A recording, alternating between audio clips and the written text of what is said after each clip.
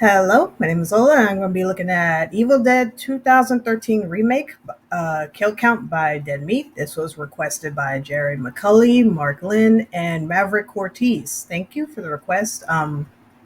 Actually, I had seen the most recent Evil Dead movie. I don't know. I'm not saying it's the worst, like, horror movie adaptation ever. I'm not saying that it was really bad, but I don't know. Compared to, I would really take this one over the recent one. Honestly, I don't know. The recent one is just really slow. It takes like too much time to it's just very really slow. With its kills. It's but it's not really bad. It's not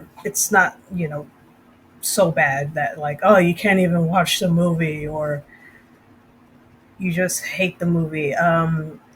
My favorite part of that movie, I would say, is the ending. Especially the creature that shows up at the end.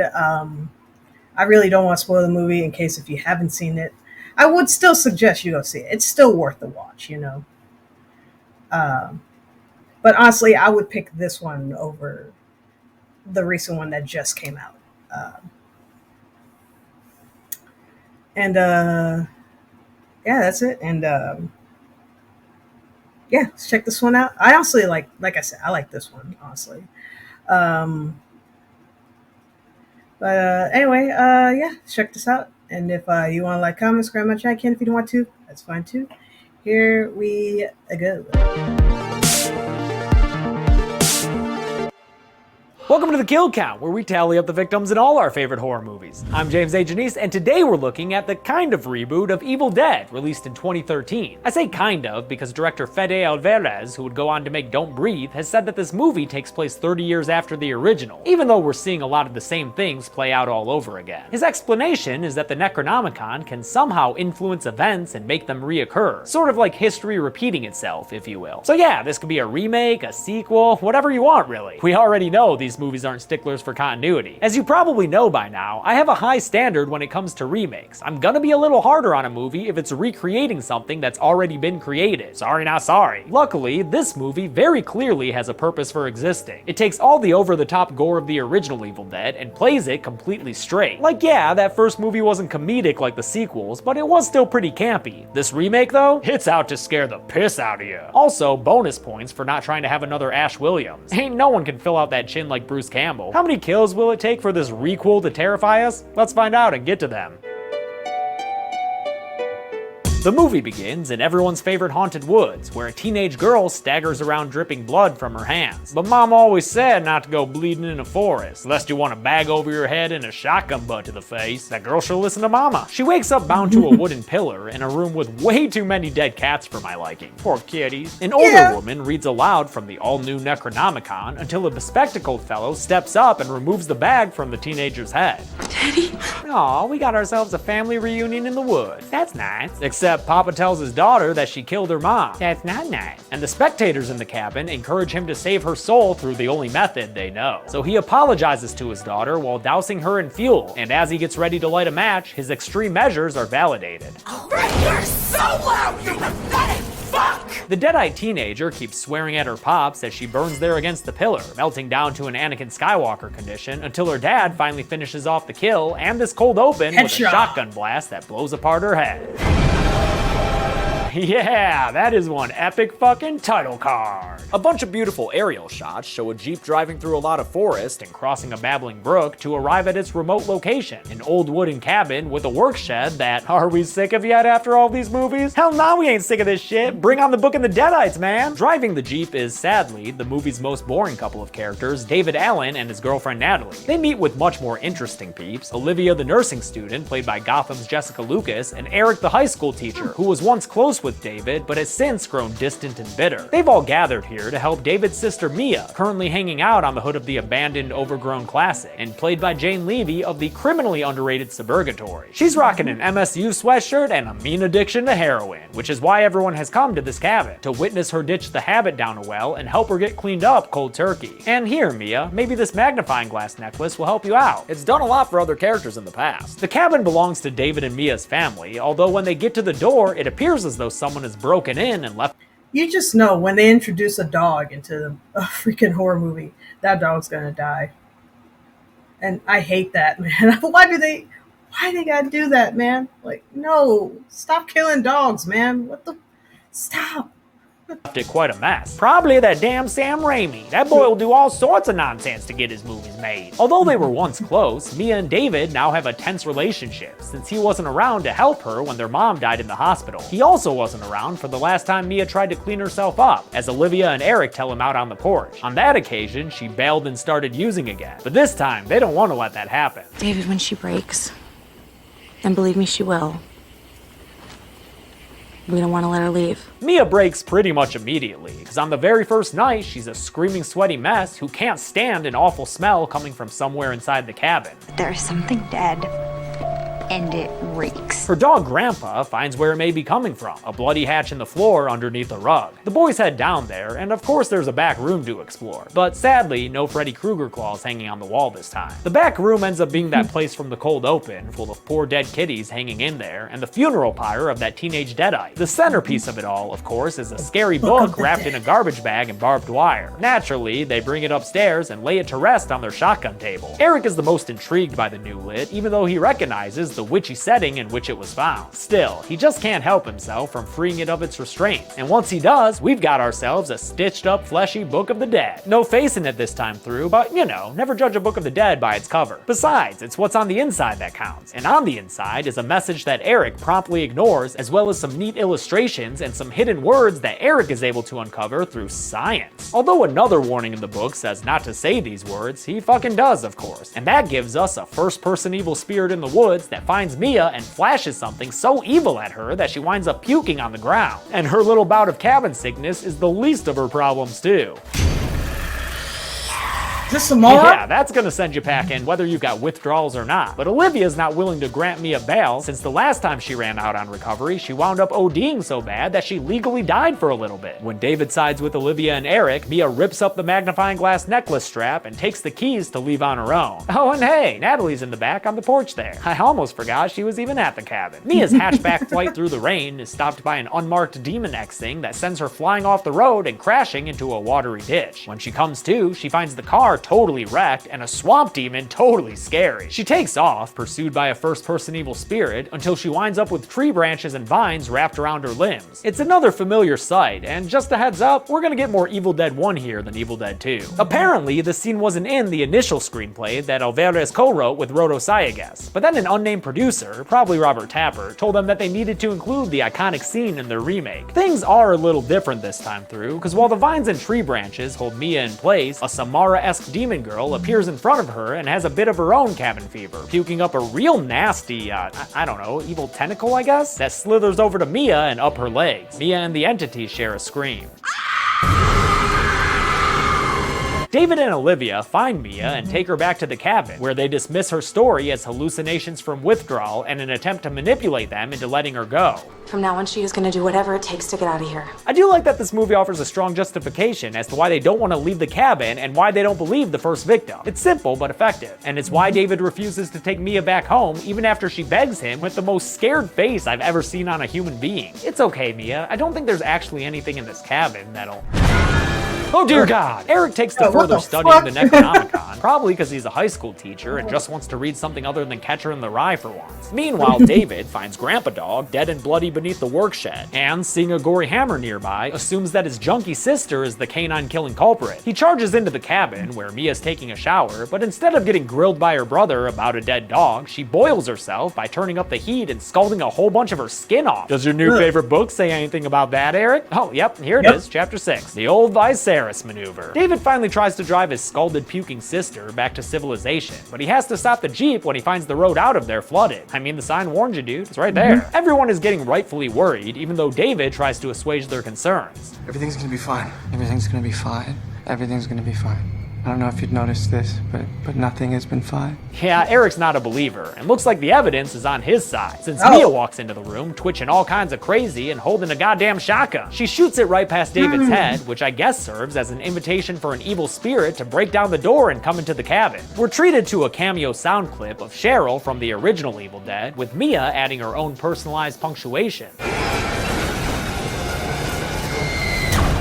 Cool. We're all going to die tonight. She passes out, and when Olivia tries to secure the gun, Mia stops her, pounces on her, and pukes a whole bucket's worth of blood right into her face. Aw, sick nasty. Olivia rolls Mia over into the open cellar hatch, and Eric thinks fast, closing it and climbing on top to keep Mia shut and tight. Hey, what if we gave Natalie a line? Oh my god, what happened to her eyes? Oh, I meant like an original one, but that's okay, I guess. Eric tells David that he thinks Mia's all messed up because of all the witchcraft stuff from the basement, and unfortunately for them, that witchcraft stuff is contagious because Olivia sees a ghastly grinning version of herself in the bathroom mirror. She realizes the image might be reflecting something foretold in the evil book, and next thing you know, she's frozen in place and bugging out a bit. Eric goes to check on her and finds the bathroom light only half working, but his ears are fully functional, and the sound they picking up is pretty gross. Olivia.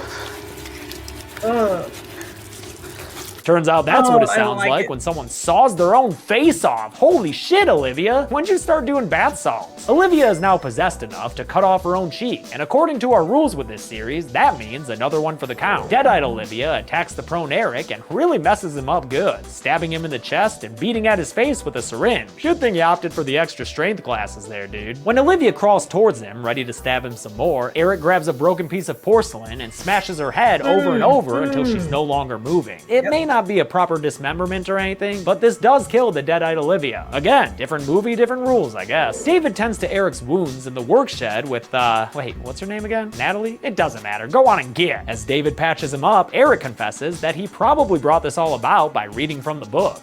I released something evil.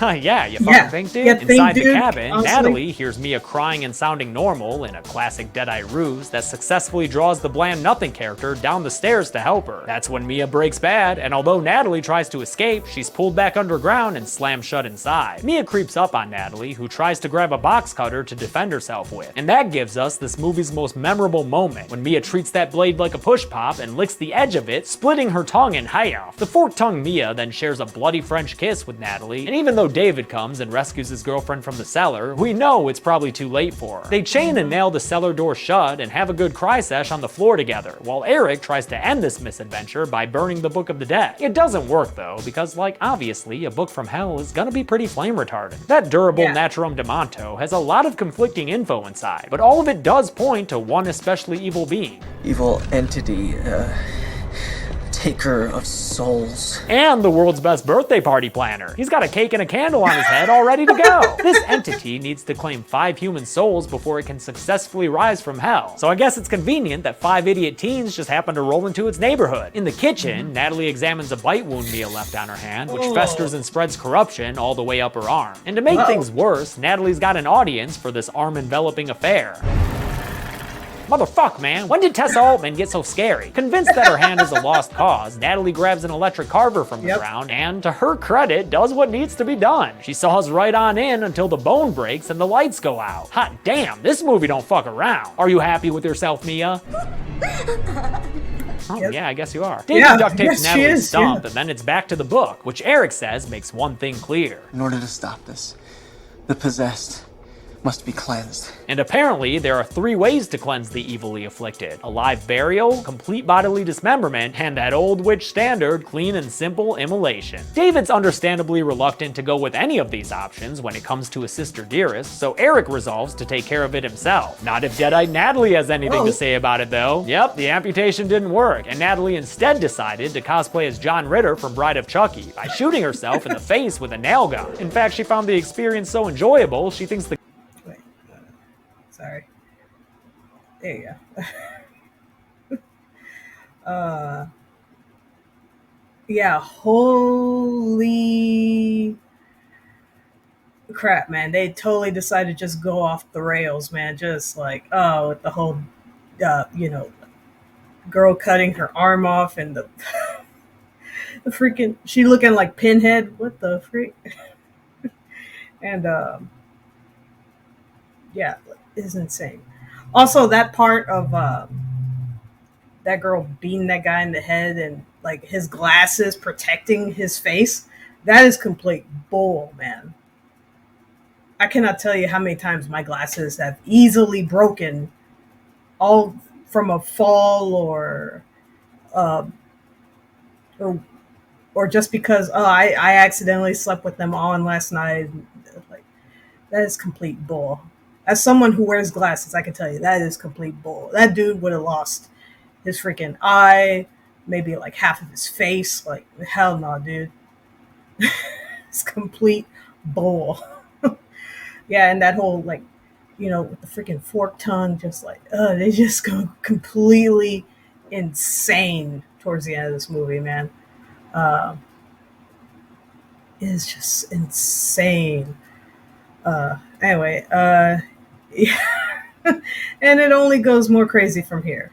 The guys should try it too. Natalie, it's cool if you're into body modification, but don't force it on other people. She ends up shooting Eric in the arm a bunch and David in the leg, and it's not until Eric is a downright human pincushion that David is able to tackle his possessed girlfriend and put an end to the attack. Natalie simply rearms herself, not with like another arm, she can't do that, but with a crowbar that she then beats David down with. And when she's bored of hitting him, she turns her attention to Eric, who she beats with the crowbar until his skull is busted open. Before she can take one final fatal swing though, her arm gets shot straight off her body by David, who's got the boomstick now. Natalie reverts back to her milquetoast human form and confusedly asks David why he's hurting her. I know this is usually a demonic ploy, but in this case, Natalie stays a human and bleeds out to death, never to come back as a deadite again. I know we already counted her possession as a kill, but I don't know, man, let's just count her death here as another one? These movies are messy. I said that in the first kill count for him. David takes Eric outside and promises him that he'll do what needs to be done, so he heads back inside and pours gasoline all over the place like he's looking to collect some insurance money. But before he can drop the lighter, Mia starts singing a lullaby to him, and a picture on the wall reminds him of more innocent times, so he comes up with another, less sister Bernie plan. The new plan involves a chainsaw, wait, no, a battery? And some syringes, I guess. He heads down to the cellar, syringe in hand, only to have Mia fly out at him from a corner and cut his arm up with that box cutter. She throws him into a nasty pool of water and starts to drown him, but she's stopped by Eric, who knocks her down with a shovel, which allows David to stick her with the needle. Unfortunately, that fight took the last bit of life out of Eric, who dies in a seated position, which has gotta be uncomfortable. I didn't mean to put his body down in the water, David, because that's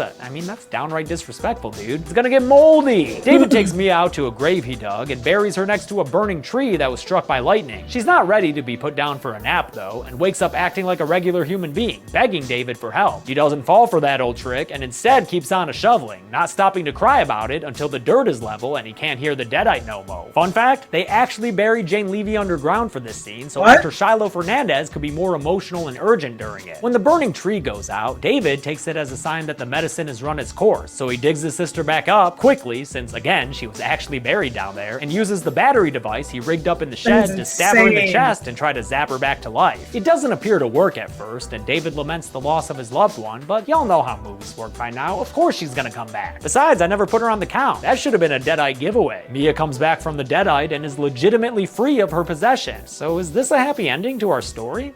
Not exactly. They've still got to get out of this place, and Deadite Eric's not about to let that happen. After a neck stab with some pliers, David is in real bad condition, and although Mia wants to help him, he ushers her out of the cabin and tells her to go before slamming the door shut and locking her out. As Deadite Eric approaches, David gets the shotgun and aims it at the gasoline tank. His shot causes an explosion that engulfs the cabin in flames, and Mia watches from outside as her living brother and the Deadite Eric burn to death inside the cabin. Her consolation prize is an Evil Dead mainstay, but it's still kind of disappointing. I came back from being a deadite and all I got was this stupid magnifying glass necklace? Well, if you want more theatrics, how about a biblical rainstorm of blood? Because I guess that even though Mia was able to come back from it, the evil entity did claim 5 human souls, you know? If you want to be technically correct about it, which is the best kind of correct. With the soul fundraising goal reached, the abomination rises from the earth and chases a blood-soaked Mia into a burrow below the work shed. Pretty shitty hiding place, Mia. I bet it's the first place it'll look.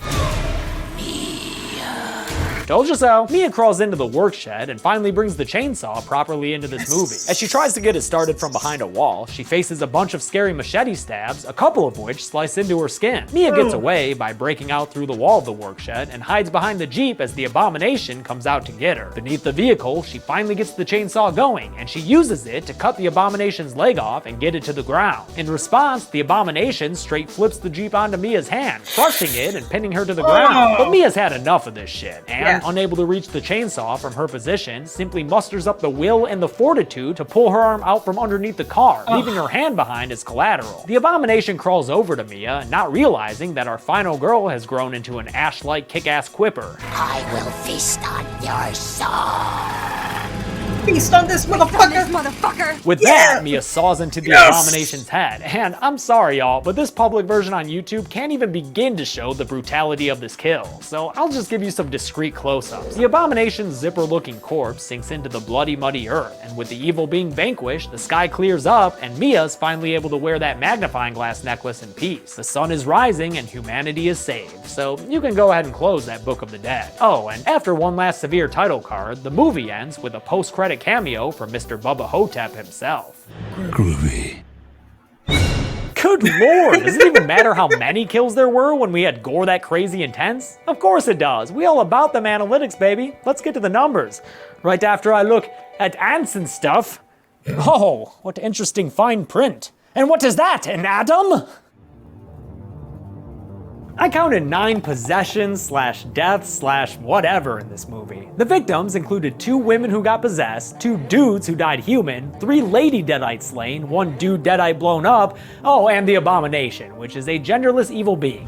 Is this the first time we've ever had a 5-part pie chart? No. With a runtime of 91 minutes, that left us with a victim on average every 10.11 minutes. I'll give the golden chainsaw for coolest kill to the Abomination, fucking obviously. Sawed in half vertically with a chainsaw? What the fuck else is supposed to win this? Nothing, that's what. Dull machete for lamest kill will go to Eric, who got all tuckered out after his fight with the possessed Mia. Though, to be fair, he had survived like half a dozen fights before that. And that's it. Evil Dead, the kind of sort of remake, came out in 2013, and so far it might be the best remake I've watched. And don't try to bring up the thing, Carpenter's movie isn't a remake, it's a different adaptation of a common source material. With the Evil Dead franchise finished, it's time for some holiday cheer, so we're starting Silent Night Deadly Night next week. But until then, I'm James A. Janice. This has been The Kill Count. Thanks a lot for watching this week's Kill Count. I want to thank patron Flynn Lambert and other patrons who have been with me for over a year. Brian Crocker, Riley Atfield, Kieran Nichols, Charles Mueller, and Dried Lemon. The Evil Dead franchise is over, and it's definitely one of my favorite franchises. I didn't even realize how much I love those first 2 movies till I covered them on The Kill Count. And Army of Darkness and the remake aren't bad. Thanks everyone, be good people. I hope he covers the TV show soon. The Ash versus Evil Dead.